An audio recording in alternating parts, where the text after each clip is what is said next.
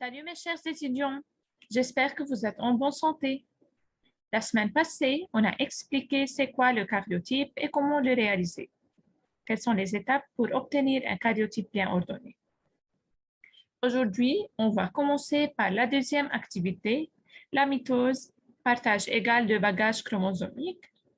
Alors, lorsqu'on parle de la mitose, on parle d'une distribution égale de l'information génétique entre deux générations.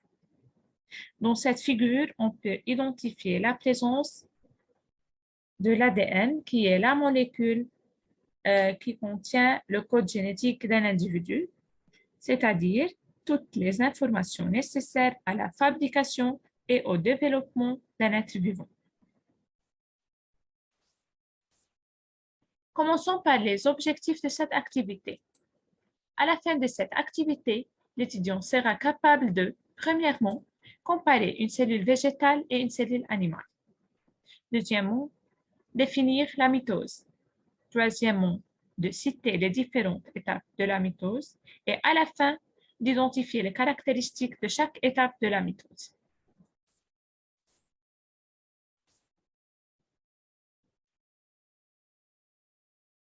Une petite révision à ce que j'ai déjà expliqué la semaine passée. C'est quoi l'hérédité? L'hérédité, c'est la transmission des caractéristiques d'une génération à la suivante. C'est lors de la reproduction que se transmet l'information héréditaire des parents aux enfants. C'est quoi la génétique? La génétique, c'est l'étude de la transmission des caractères héréditaires chez les êtres vivants. Elle vise à déterminer les modes de transmission et à documenter les variations dans les gènes entre les cellules d'une même personne. Aussi, c'est quoi le karyotype? Le karyotype, c'est l'ensemble des chromosomes bien ordonnés qui est distribué selon la taille, la position de centromère et la distribution des bandes claires et sombres.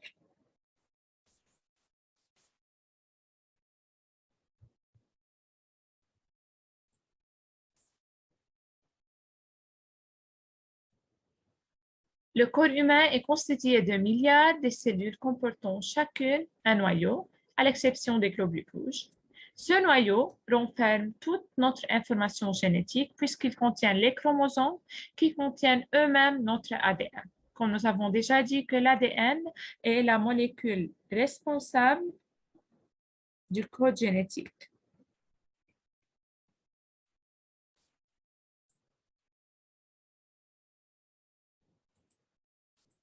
Maintenant, commencez par la première partie de cette activité, à structure d'une cellule végétale et animale. Alors, comment différencier entre une cellule végétale et une cellule animale? Ces deux types de cellules ont des structures en commun, comme le noyau, la membrane cellulaire, l'appareil de Golgi et le cytoplasme. Mais la cellule végétale possède une paroi cellulaire. Alors, une cellule animale est entourée par la membrane cytoplasmique seulement, mais une cellule végétale est entourée par une membrane cytoplasmique et une paroi cellulaire de plus. Les centrosomes se trouvent dans les cellules animales seulement.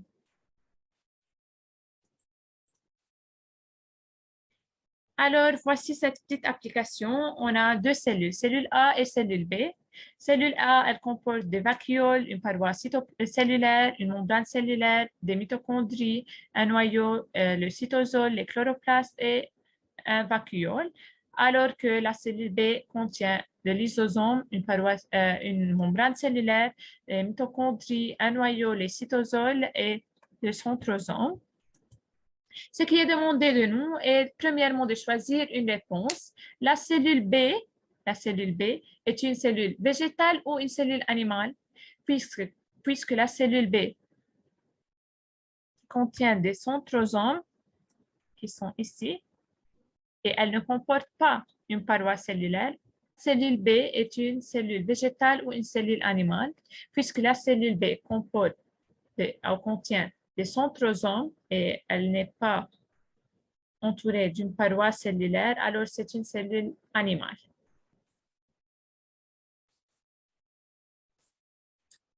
Laquelle de ces structures se trouve à la fois dans les cellules animales et dans les cellules végétales? Les chloroplastes, si on voit les chloroplastes sont présents seulement dans les cellules A. Le noyau se trouve dans la cellule A et la cellule B, alors c'est la bonne réponse. Laquelle de ces structures est présente dans les cellules végétales mais absente dans les cellules animales? Les parois cellulaires.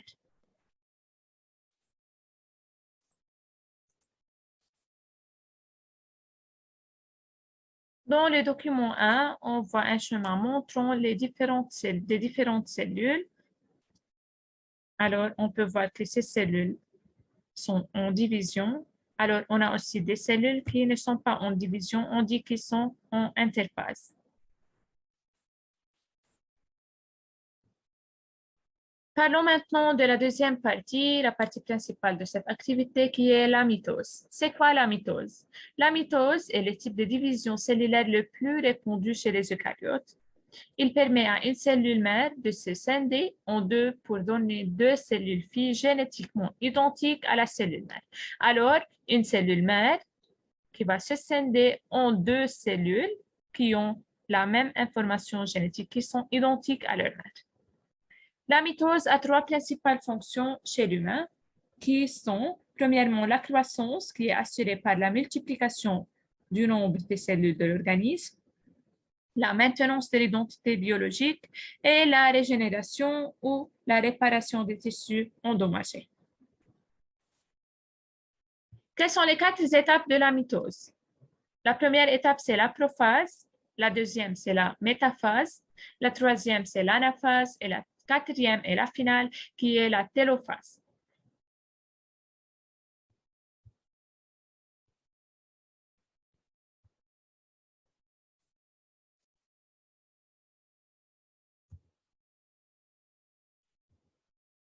Pour faciliter la rétention de ces quatre étapes dans l'ordre chronologique, on peut étudier l'expression prends-moi avec toi. Prends pour prophase, moi pour métaphase, avec c'est pour anaphase et à la fin, toi c'est pour télophase. Prends-moi avec toi. Prophase, métaphase, anaphase et télophase. Maintenant, on va regarder cette petite vidéo.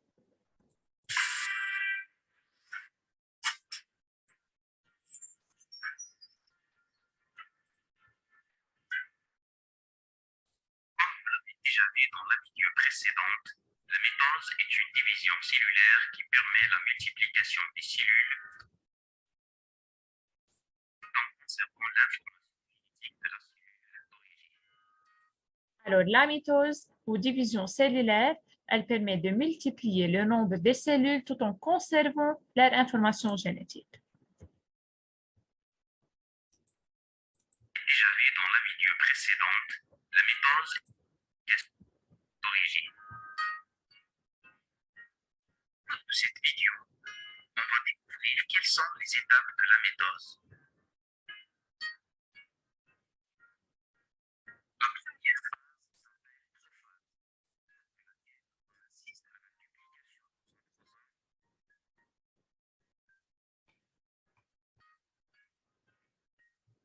duplication de la chromatine et l'apparition des chromosomes.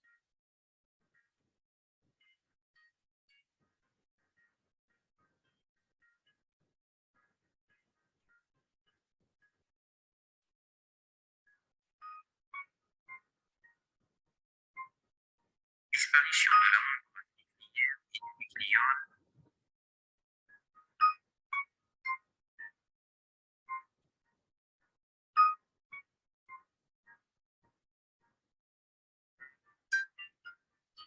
Et la formation du fuseau métose.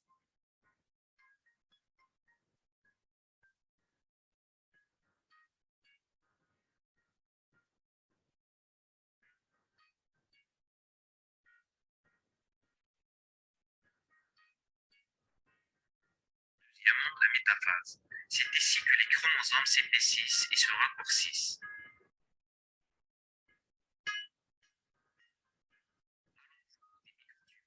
Direction des chromosomes et leur capturation. C'est ainsi qu'on distingue des microtubules kinétochoriens attachés au centromère et des microtubules polaires qui font la liaison des deux centrosomes.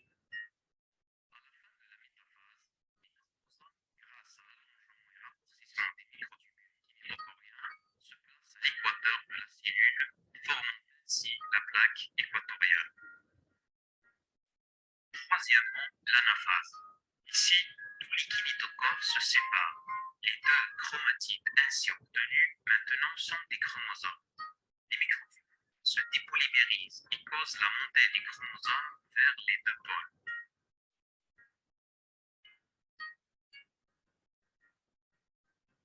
Apparition d'un cercle de fibres contractiles actomyosine autour de la cellule au niveau de l'équateur.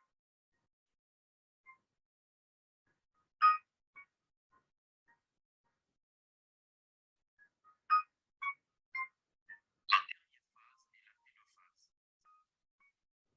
Les fibres se contractent et réalisent un sphincter qui resserre le diamètre de la cellule au niveau de l'équateur. La cellule alors se progressivement et donne naissance à deux cellules filles identiques qui regagnent l'apparence de la cellule mère. Bien sûr, après la disparition du fuseau mitotique,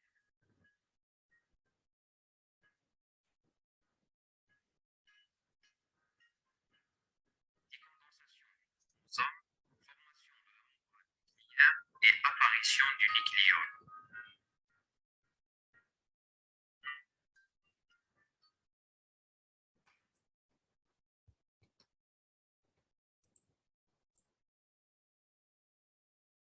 Alors, on va répéter les caractéristiques de chaque étape de la mitose. On va commencer par la première étape qui est la prophase.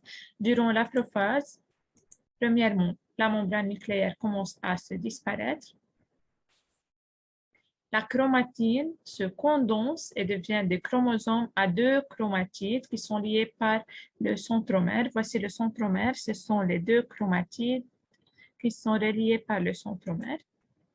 Le centrosome se divise en deux astères ou deux centrioles et on aura une formation de fuseau mitotique. La deuxième étape, c'est la métaphase. Durant la métaphase, les chromosomes se dirigent vers le milieu de la cellule en formant la plaque équatoriale. Alors, ce sont les deux astères, les fuseaux mitotiques, les chromosomes qui forment la plaque équatoriale. La troisième étape qui est l'anaphase. Durant l'anaphase, la cellule commence à s'allonger et les deux chromatides servent d'une même chromosome se séparent et se dirigent vers les pôles opposés de la cellule. C'est ce qu'on appelle ascension polaire. Alors, comme nous avons déjà vu, dans la métaphase, on aura une plaque équatoriale. Alors, dans l'anaphase, les deux chromatides sœurs se séparent et chaque chromatide se dirige vers un pôle opposé de la cellule. La dernière étape qui est la télophase, deux nouvelles membranes nucléaires commencent à se former, une à chaque pôle. La cellule continue à s'allonger et se rétrécir au centre. La cellule se divise en deux cellules filles identiques. La membrane nucléaire apparaît de nouveau. La chromosome se décondense, le fuseau achromatique disparaît et les astères redeviennent des centrosomes. Pour résumer, la mitose permet à une cellule mère de se scinder en deux pour donner deux cellules filles génétiquement identiques à la cellule mère. La mitose a trois principales fonctions chez l'humain qui sont la croissance, la maintenance de l'identité biologique et la régénération. Observés au microscope électronique, les chromosomes métaphasiques apparaissent fortement condensés. Quels sont les constituants chimiques du chromosome et comment un chromosome prend-il forme? Alors, dans l'activité prochaine, on va parler de la composition du chromosome et comment elle prend forme. Vérifions nos connaissances par l'application 1. Dans quel ordre se déroulent les phases de la mitose? Comme j'ai vous déjà dit que pour faciliter la rétention des étapes, on peut étudier l'expression prends-moi avec toi, alors prophase, métaphase, anaphase, télophase. Quel événement se déroule lors de la prophase? La prophase, c'est la deuxième étape de la mitose. Alors, la première étape de la mitose, alors le noyau va disparaître, l'ADN se condense et forme des chromosomes A2 chromatides. Alors, aussi, c'est la première réponse. Voici l'application 2. Une cellule A2, N égale 4 chromosomes, subit une mitose suivie d'une méiose. Les phases de la division est illustrée ci-dessous dans un ordre quelconque. Alors, on a 4 phases, A, B, C, D. Ce qui est demandé est premièrement de classer par ordre chronologique les schémas A, B, C, D et donner un titre à chacun d'eux. Alors, si on regarde le schéma A présente le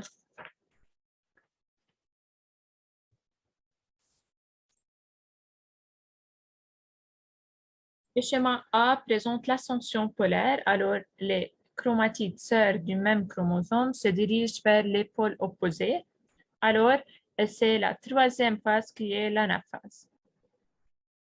Le schéma B représente l'accumulation de chromosomes sur la plaque équatoriale. Alors, c'est la deuxième étape de la mitose qui est la métaphase. Le schéma C représente deux cellules filles. Alors, c'est la quatrième étape qui est la télophase. Et la première étape, ou le schéma D représente la métaphase puisqu'on a deux astères et les fuseaux mitotiques commencent à apparaître et le noyau, la membrane nucléaire commence à disparaître. Alors, ce qui est demandé est de classer par ordre chronologique le schéma A, B, C, D. Alors, on va commencer par le prophase qui est le schéma D, puis le métaphase qui est le schéma B, puis l'anaphase qui est le schéma A, et à la fin, la télophase qui est le schéma C. Partie B, justifier le nom mitose attribué à cette division. Si on regarde la phase ou le schéma C et le schéma D, on peut conclure qu'il y a formation de deux cellules filles ayant la même information génétique que leur cellule mère. Alors, on déduit que cette division est la mitose.